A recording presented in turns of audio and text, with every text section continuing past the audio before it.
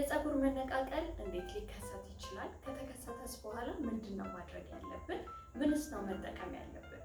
ይህ ማወቅ ደጉ ነው። ለመላው የክርስትና እምነት ተከታዮች በሙሉ እንኳን ለጌታችን ለመድኃኒታችን ለኢየሱስ ክርስቶስ የስቅለት በዓል በሰላም አደረሰን። እኔ ረዴት ነኝ። አብራችሁኝ ቆዩ።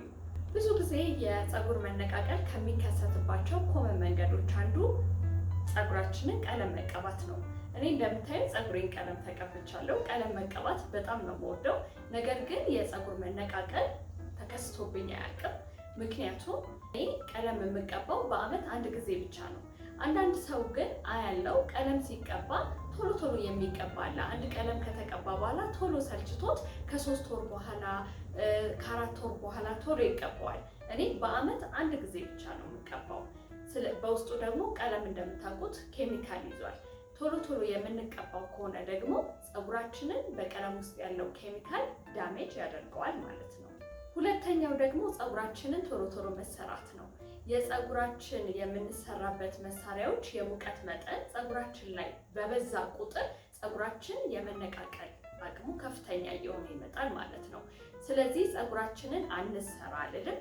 በተቻለ አቅም ግን የራሳችንን ስታይል እየፈጠርን ፀጉራችንን የምንሰራበትን መንገድ ባላንስ እያደረግን ቢሆን በጣም አሪፍ ነው ብዬ ነው የምመክረው። ቢያንስ በወር 2 ጊዜ ከተሰራን በቂ ነው ብዬ ነው የማስበው። ሌላውን እንግዲህ መንገድ እየፈለግን ስታይል ማበጀት ለፀጉራችን ጤና ይበጃል ብዬ አስባለሁ። ሌላኛው ደግሞ ፀጉርን ሹሩባ መሰራት ነው። የራሴን ባካፍላችሁ እኔ ከልጅነት እስከ እውቀት ድረስ ፀጉሬን ሹሩባ ተሰርቼ አላቅም። በልጅነቴ ተሰራው የሚባለው ቁጥርጥር ነው። አለበለዛ ሁላችንም ልጆች ሆነን የምንሰራው ሁለትዮሽ አለ አይደለ? እሱንም ላላ ተደርጎ ሹሩባ ተሰሩ እያልኳችሁ አይደለም። ሹሩባ መሰራት በሹሩባ መዋብ የሚወዱ ሴቶች አሉ። ነገር ግን ቶሎ ሹሩባን ጥብቅ አድርገን ፀጉራችንን በምንሰራበት ጊዜ እሱም ለፀጉር መነቃቀል መንስኤ ሊሆን ይችላል። ሌላኛው መንስኤ ግን የጤና እክል ነው። እንግዲህ የተለያየ ተጓዳኝ በሽታዎች በውስጣችን ካሉ ለምሳሌ እንደ ሆርሞን መዛባት ሊሆን ይችላል፣ እንደ ካንሰር ሊሆን ይችላል፣ እንዲሁም ሌሎች መሰል የአይረን እጥረት ሊሆን ይችላል። ሌላ ነገሮች ካሉብን ይሄ ቀጥታ መፍትሄው የሚገኘው የጤና ተቋም በመሄድ ከሕክምና ባለሙያዎች ጋር በመነጋገር ነው ትክክለኛውን መፍትሄ የምናገኘው። ግን የፀጉር መነቃቀል ከጤና እክል ጋር ተያይዞ ሊመጣ ስለሚችል መንስኤውን ማወቅ ያስፈልጋል። ያም ሆነ ግን ዋናው ቁም ነገሩ የፀጉራችንን ጤና ለመጠበቅ መጀመሪያ ፀጉራችንን የጎዳው እንዲነቃቀል መንስኤ ያደረገብን ክስተት ምንድን ነው የሚለውን መጀመሪያ ለይቶ ማወቅ ነው። ከኔ ጋር የምንነጋገረው ፀጉራችን በቀለም ከተጎዳ፣ ፀጉራችን ቶሎ እየተሰራን ከጎዳ ነው፣ ወይንም ከእንክብካቤ ማነስ የተነሳ ከተጎዳ እንዴት እንመልሰው የሚለው ነው።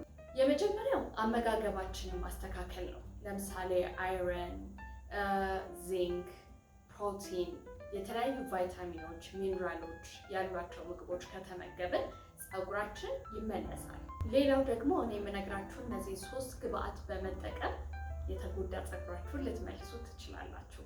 የመጀመሪያው ካስተር ኦይል ነው። ሁለተኛው ኮኮናት ኦይል ነው። ሶስተኛው ሮዝሜሪ ኦይል ነው። ኮኮናት ኦይል በጣም ለፀጉራችን በቃ ወሳኝ ነው፣ እንደ ምግብ ነው ማለት ይቻላል። ካስተር ኦይል ደግሞ እንደምታውቁት በጣም ወፍራም ዘይት ነው። ስለዚህ በቆዳችን ላይ በምንቀባበት ጊዜ ቆዳችን ውስጥ ዘልቆ የመግባት ኃይሉ በጣም ከፍተኛ ነው። ሮዝሜሪ ኦይል ደግሞ በጣም ፀጉርን ያሳድጋል፣ ጠቃሚ ኦይል ነው። በኮኮናት ኦይል ውስጥ እንግዲህ ጸረ ፈንገስ እና ጸረ ባክቴሪያ ንጥረ ነገር አለ። ሮዝሜሪ ደግሞ እንደምታውቁት እጽዋት ነው። እሱ ደግሞ ማለት ነው ለራስ ቆዳችን በጣም ወሳኝ ነው። በተለይ የራስ ቆዳችን ላይ ከተቀባ ነው ጥቅም አለው ማለት ነው። ስለዚህ ምንድነው የምናደርገው? ካስተር ኦይል እና ኮኮናት ኦይሉን ግማሽ ኩባያ እናደርጋለን። ከዛ በኋላ የሮዝሜሪ ኦይሉን ደግሞ በክዳን እየለካን 10 ጊዜ እንጨምራለን። ከዛ እነዚህን 3ቱን ኦይሎች በደንብ አድርገን እናዋህዳቸውና በሌላ እቃ ቀንሰን እናደርገዋለን። ለረጅም ጊዜ ነው የምንጠቀምበት። ቢያንስ በሳምንት 1 ቀን መጠቀም ይኖርብናል። ይህንን እንግዲህ በምንጠቀምበት ጊዜ በተለይ ካስተር ኦይል በጣም ወፍራም ዘይት ስለሆነ ቆዳችንን ብቻ ሳይሆን ፀጉራችንን እየከፈልን እያንዳንዱን ነው የምንቀባው። ስለዚህ በጣም ቅባታማ ስለሚሆን ከቤታችን በማንወጣበት ሰዓት ቢሆን ይመከራል። አብዛኛው ሰው የእረፍት ቀኑ እሁድ ነው። በፈለጋችሁበት ቀን እረፍት በምትሆኑበት ቀን ከእንቅልፋችሁ ከተነሳችሁ በኋላ ፀጉራችሁን በደንብ አድርጋችሁ ትቀቡትና ቀኑ ሙሉ ትውሉበታላችሁ። በደንብ አድርጎ ምጥጥ ካደረገው በኋላ ከዛ በኋላ ነው በሻምፑ የምንታጠበው ማለት ነው። እንግዲህ በሌላ ቀን ደግሞ በምን አይነት ሻምፑ ነው መታጠብ ያለብን፣ ምን አይነት ሻምፖዎችና ኮንዲሽነሮች ፀጉራችንን ይጎዳሉ፣ ምን አይነት ደግሞ መጠቀም ይኖርብናል የሚለውን በደንብ አድርገን እንነጋገራለን። አሁን ግን ፀጉራችሁ በቀለም በተለያየ መሰራት በሹሩባ የረገፈባችሁ ሰዎች፣ የተጎዳባችሁ ሰዎች ካላችሁ ዛሬውኑ ይህንን ውህድ በመጠቀም ሞክሩት። በ3 ወር ውስጥ ለውጡን ታያላችሁ ብዬ በእርግጠኝነት መናገር እችላለሁ። በተረፈ መልካም በዓል እላችኋለሁ። በሌላ ቪዲዮ እስከምንገናኝ ድረስ ቻው።